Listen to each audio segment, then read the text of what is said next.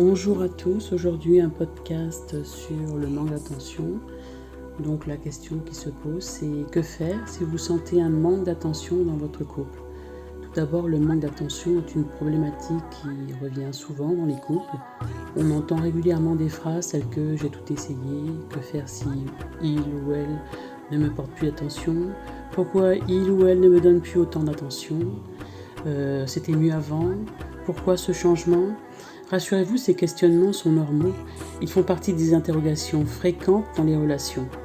Vous avez le sentiment que votre partenaire ne fait plus attention à vous. Je vous donne quelques pistes pour faire le point et pour amener un changement positif dans votre couple.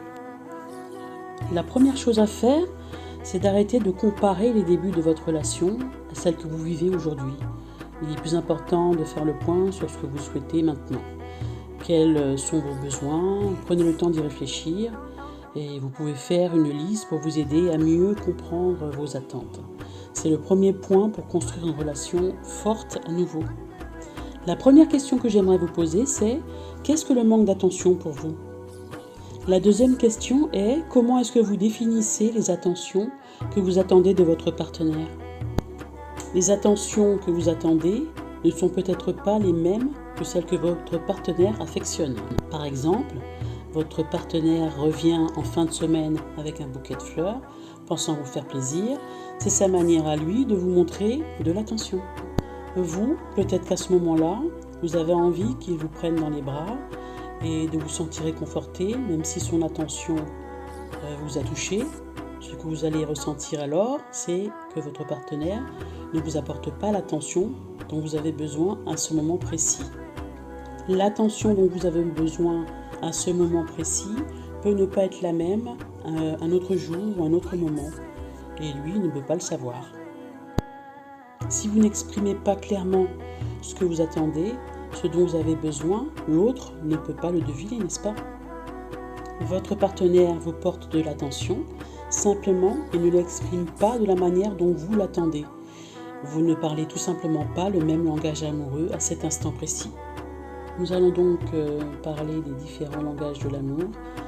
Il est important de les connaître pour se sentir aimé et également pour que votre partenaire lui aussi se sente aimé.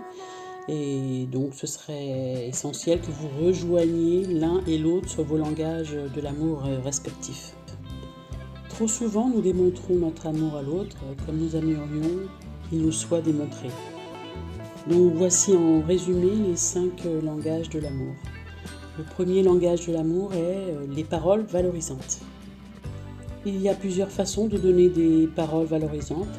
On peut donner des compliments, reconnaître les forces du partenaire, l'encourager dans ce qui est plus important pour lui ou pour elle, lui donner de la reconnaissance en le remerciant lorsque il ou elle fait quelque chose qui est apprécié. Le deuxième langage de l'amour est les moments de qualité. Il peut s'agir d'être ensemble tout simplement ou de partager des activités communes. Une activité inclut tout ce qui intéresse au moins l'un d'entre vous. Partager un moment à deux, en conscience, sans téléphone portable, iPad ou autre. Le troisième langage de l'amour est les cadeaux. Alors ce n'est pas une question d'argent, Le cadeau est un symbole. Il peut même être gratuit, c'est-à-dire que la personne comprend qu'elle est aimée parce que vous avez pris le temps de penser à elle. Il y a le don de soi aussi. Il s'agit à ce moment-là d'offrir de son temps, d'offrir sa présence à l'autre dans des moments importants ou difficiles de sa vie. Le quatrième langage de l'amour est les services rendus.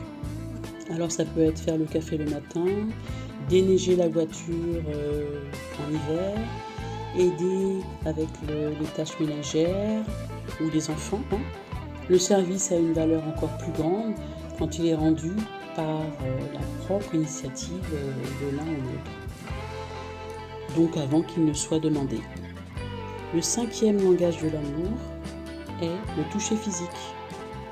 Alors ça peut être de se tenir par la main quand on se promène, s'embrasser, se câliner, se donner un massage, se frôler en se croisant, se toucher le plus souvent possible, se donner un baiser à l'arrivée du travail par exemple, regarder la télévision collée l'un à l'autre.